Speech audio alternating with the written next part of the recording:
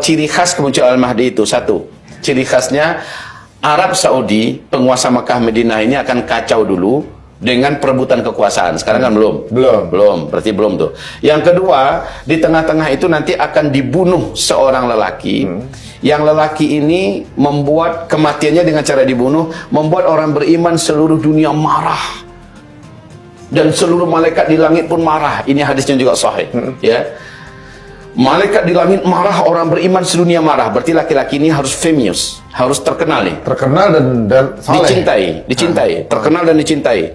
Dan dia matinya dibunuh. Sedang marah-marah itu terdengarlah berita seorang lelaki dibaiat di depan Ka'bah. Itulah Al-Mahdi. Jadi ibaratnya hiburan dari kemarahan ini adalah Al-Mahdi muncul. Ini siapa? Itu yang kita nggak tahu. Nggak tahu. Makanya kita tidak boleh menebak ini siapa orangnya. Walaupun boleh-boleh saja kita coba-coba, tapi nggak boleh memastikan ya. Kalau kami dulu pernah mencoba menebak-nebak, tetapi sekali lagi ini bukan. Serahkan yang pasti kepada Allah. Siapa yang kita tebak-tebak? Ya sah-sah saja. Syaratnya orang beriman, terkenal, bermanfaat untuk Islam, orang beriman mencintainya. Yang kami pernah urut nama-nama mereka, dan bisa jadi bukan mereka ini.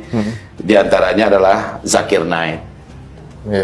Zakir Naik, siapa orang sedunia nggak kenal dengan dia? Kemudian berikutnya Recep Tayyip Erdogan. Ya, kemudian Presiden Persatuan Ulama seluruh dunia yang kemarin ada di Qatar dan sekarang sudah meninggal ya, Profesor Dr. Yusuf Al-Qaradawi. Kemudian bahkan ini sendiri Raja Salman sendiri. Raja Salman sendiri sangat mencintai ulama, beda habis dengan anaknya, beda. Kemudian juga Habib Rizik Syihab, karena dia karakter yang dunia menjadi ilham. Beliau ini inspirasi dan ilham kebangkitan Islam seluruh dunia adalah Habib Rizik. Sehingga Man of the Year itu di 2016 kan beliau namanya melejit nomor 1 di dunia. Jadi beliau ini adalah tokoh-tokoh yang ditargetkan kematiannya. Ada lagi beberapa nama yang lain, tapi sekali lagi kita tidak boleh memastikan. Nggak boleh nebak. Ya, menebak sih sah-sah saja. Maksudnya nggak boleh memastikan. Bisa jadi bukan itu. Tapi yang jelas orang ini sudah dikenal oleh orang Islam, orang beriman seluruh dunia, dan ada di hati orang beriman. Mungkin karena jasanya besar untuk Islam atau apa ya. Tapi dia matinya dengan cara dibunuh, dan ini menunjukkan marahnya orang beriman seluruh dunia. Bahkan malaikat di langit pun marah. Lalu Allah hibur orang beriman ini dengan terbaiatnya Imam Mahdi. Disitulah orang beriman berlomba-lomba ingin berbaiat kepada Imam Mahdi. Jadi kalau sebelum itu ada, maka tidak ada Imam Mahdi. Berarti ada kemungkinan calon Imam Mahdi ini sudah hidup?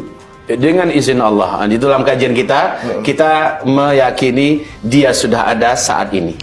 Tapi yang mana orangnya kita nggak tahu. Nggak tahu. Ya. Jadi kita tidak boleh memastikan. Tapi cuma mempelajari pola. Kita mempelajari tanda-tanda aja. Ketika Nabi menyebutkan tanda-tanda, itu tugas kita apa? Mempelajari sesuai nggak? Gitu. Benar. Ini sesuai dengan nubuahnya nggak ya? Nubuah. Jadi begitu juga kalau Nabi mengatakan Al-Mahdi itu muncul di musim Arab sudah bersalju. Sekarang sudah. Arab sudah bersalju. Arab sudah jadi jahiliyah. Arab sudah apa? Tinggal kita menunggu ini. Mereka saling berlomba memperbuatkan kekuasaan. Yang sekarang belum. Nah, ini yang perlu menjadi kunci. Lalu meninggalnya seorang laki-laki tadi. Dan ada seorang laki-laki dari Madinah diburu dan dikejar oleh pasukan infanteri dari Damaskus, Suriah.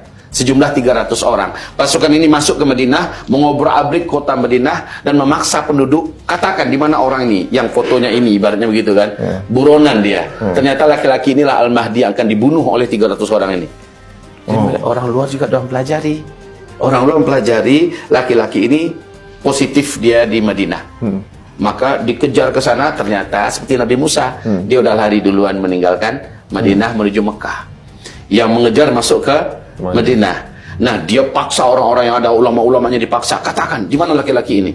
Terakhir karena nggak mampu disiksa, ada yang berani ngomong. Dia sudah duluan ke Mekah. 300 orang ini mengejar ke Mekah. Pasukan darat ini mengejar. Saat mereka sampai di Al-Baida, kata Nabi, Al-Baida itu sebuah kota kecil, perbatasan istilahnya dari Mekah ke Madinah.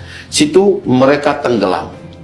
Kotanya itu gempa, lalu terbelah, lalu seluruh rumah-rumah dan gedung-gedung, seluruh kantor-kantor masuk ke dalam bumi. Dan yang mengejar ini dari 300 orang, 299 masuk ke dalam. Satu yang Allah biarkan hidup dan selamat, dan satunya mengabarkan kami tenggelam di Al-Baida. Dengan cepat menjadi berita dunia. Maka tahulah ulama-ulama yang di Mekah yang dikejar inilah Al-Mahdi. Karena itu syaratnya. Maka dengan cepat ulama mengepung Masjidil Haram. Ya, dengan cepat para pemuda-pemuda yang sudah sangat yakin ini saja Al-Mahdi datang, ya, maka dikepung oleh Masjidil Haram, dilihat dulu ada nggak di antara yang tawaf, karena dalam hadisnya dia ditemukan dalam keadaan tawaf. Dan syarat masuk Mekah itu apa? Adabnya masuk Mekah itu tawaf dulu kan, mengelilingi Masjidil Haram. Nah, ada laki-laki yang menundukkan wajah, yang mencoba untuk bersembunyi, tapi tetap tawaf. Adab masuk Makkah itu kan tawaf dulu. Jadi dia tawaf. Diperhatikan oleh para ulama, ini dia ciri-cirinya. Mulai dari fisiknya, ya, ketinggiannya, kulitnya, kan nggak bisa didustakan itu. Orang waktu tawaf kan nggak boleh pakai tutup kepala. Ya ibaratnya kebuka kan. Akhirnya ditangkap dia. Siapa nama kamu? Nah, begitu ceritanya. Ya, karena dia orang jujur, dia nggak mau bohong. Nama saya adalah Fulfulang. Kamu dari keturunan anu kan, kamulah calon Al-Mahdi yang akan kami nanti-nanti. Dan dia mencoba memberontak. Kalian salah orang, carilah orang lain. Kebetulan saya mirip dengan dia. Tidak bisa, ya. Kemudian ditelusuri lagi, dia nggak pernah bohong. Akhirnya dipaksa dia mau dibaiat.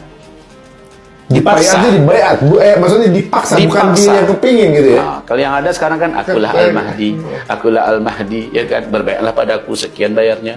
Bukan kayak misalnya pemilihan pilkada gitu kan, kan pilihlah saya gitu. Pilihlah saya, ya. Ini malah nggak mau. Malah nggak mau. Tanggung jawab gitu. Ya, begitu. Jadi ketika diancam oleh para ulama, jika engkau tidak mau kami baiat, jika engkau tidak menerima baiat kami, kau yang akan pikul dosa semua penjahat sebumi ini.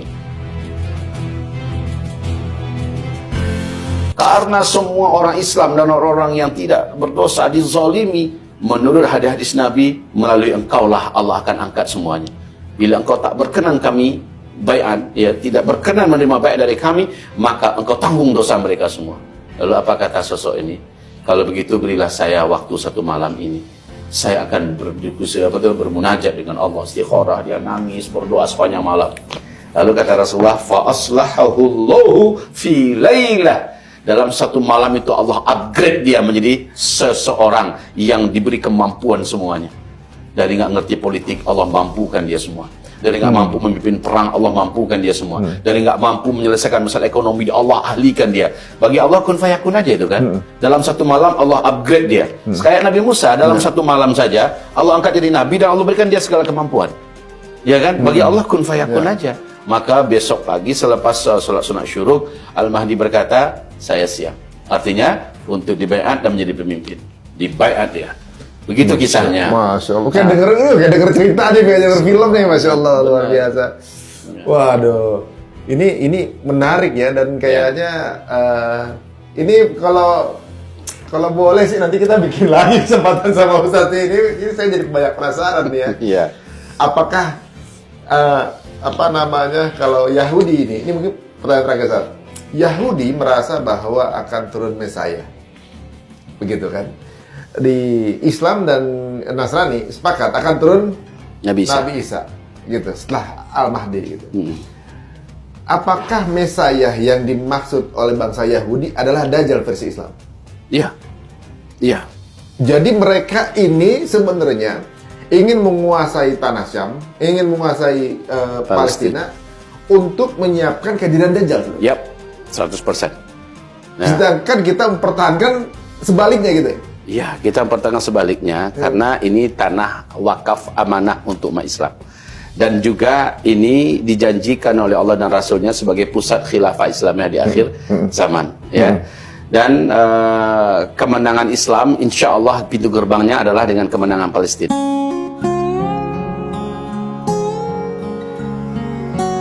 Bismillah. Nah, pertanyaan lagi, Ustaz. Ya. Aduh, panjang terus nih. Ya. Bagaimana proses tembusnya Dajjal oleh Imam Mahdi? Kalau menurut Imam Mahdi malah tidak berdaya melawan Dajjal. Oh begitu? Imam Mahdi ini sangat perkasa, sangat berdikjaya. Ya, diberi oleh Allah segala kemampuan untuk militer, politik, ekonomi, untuk semua permasalahan, bijaksana. Tapi dia memang tak berdaya melawan Dajjal. Oleh karena itu Allah turunkan anti daripada Dajjal. Itulah dia tanda besar kiamat yang ketiga, Nabi Isa alaihissalam. Hanya Isa yang diberi wewenang, hanya Isa saja yang diberi wewenang untuk menyelesaikan Dajjal. Buktinya Imam Mahdi malah udah dikepung oleh Dajjal, oleh orang-orang Yahudi yang menjadi bala tentaranya. Dikepung Imam Mahdi di sebuah masjid yang ada menara putihnya di Damaskus. Sudah ada itu? Dah. Sekarang masjid itu sudah ada dengan menara putihnya. Ibnu Katsir malah memastikan inilah masjid, di tempat inilah nanti Isa alaihissalam akan turun.